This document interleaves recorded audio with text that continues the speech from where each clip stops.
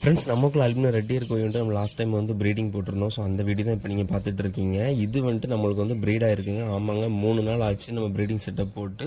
இந்த மாதிரி இதே வீடியோ தான் ஃபாக்ஸ்டெயில் பிளான்ட் போட்டு அதில் வந்துட்டு ஒரு டப்பையும் நான் போட்டு விட்டுருந்தேன். நிறைய பேர் எனக்கு வாட்ஸ்அப்பில் கூட மெசேஜ் பண்ணியிருந்தாங்க, பிரதர் நம்ம இங்கே இந்த மாதிரி போட்டதுக்கு பதிலாக ப்ரீடிங் நெட்டுக்குள்ளே வந்துட்டு ஃபிஷ்ஷை விட்டுருந்தீங்கன்னா நல்லா இருந்திருக்கும் அப்படின்ட்டு. நான் வந்து இந்த மெத்தடு நிறைய நார்மலாக பிளாக் ஐக்கு வந்து நிறைய ட்ரை பண்ணியிருக்கேன். அல்பினோ ரெட் இயர் கோழிக்கு வந்துட்டு இப்போ தான் ட்ரை பண்ணேன். நல்ல ரிசல்ட் கிடச்சிருக்குங்க. பாருங்கள் எவ்வளோ குட்டி கிடச்சிருக்குன்ட்டு. இந்த இதில் வந்துட்டு பார்த்தீங்கன்னா ப்ரீடிங் நெட்டுக்குள்ளேயும் குட்டி கிடந்துச்சு, பிளான்ட்டுக்குள்ளேயும் குட்டி கிடந்துச்சு. ஸோ மொத்தமாக மேலே மட்டுமே பார்த்தீங்கன்னா எனக்கு இதில் எப்படியுமே ஒரு 12-13 குட்டி கிட்ட தெரியுது. அது போக ஃபாக்ஸ்டெயில் பிளான்ட்டுக்குள்ளேயும் கொஞ்சம் கொஞ்சம் குட்டி தெரியுது பார்த்துக்கோங்க. இதுவும் நல்ல ரிசல்ட் கிடச்சிருக்குது.